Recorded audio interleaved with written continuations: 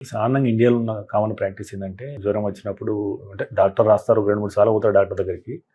So, తర్వాత జ్వరం వచ్చినప్పుడు P250, హ్మ్. జలుబు వచ్చినప్పుడు లివోసిట్రజిన్, మాంట్రిల్ లిక్విడ్, లేకపోతే దగ్గు వచ్చినప్పుడు ఆస్కోరిల్ ఎల్ఎస్ ఇంటికాడ పోస్తారు సాధారణంగా. సో, అట్లా 2 రోజులు, 3 రోజులు పెట్టిన తర్వాత తగ్గిందనుకో అయిపోయింది. లేదా తగ్గకపోతే అప్పుడు డాక్టర్ దగ్గరికెళ్తారు. బట్ ఇందులో ఉన్న ప్రమాదం ఏంటి? ఇట్లా చేయొచ్చా? అది ఒక రొటీన్ ప్రాక్టీస్ అయిపోయింది. బట్ సీ మనం ఏంటంటే కొన్ని మెడిసిన్స్ ఉంటాయి. పారాసిటమాల్ లాంటివి జ్వరం వస్తే వేసుకోవచ్చు. అది that is okay. Safe. But that is also దానికి కూడా సైడ్ ఎఫెక్ట్స్ ఉంటాయి. దానికి టాక్సిసిటీ ఉంటుంది. సో, ఒక 2, 3 డేస్ చూడడము, ఆ డోస్ ప్రకారంగా వాడుకోవడం అలా చేసుకోవచ్చు. బట్ మిగతా మెడిసిన్స్ సో, మనకి ఇప్పుడు ఏదో కాఫ్ వచ్చింది, కోల్డ్ వచ్చింది. నెక్స్ట్ టైమ్ వచ్చినప్పుడు అదే ఉండాలని లేదు. It could be completely different virus. It could be more severe.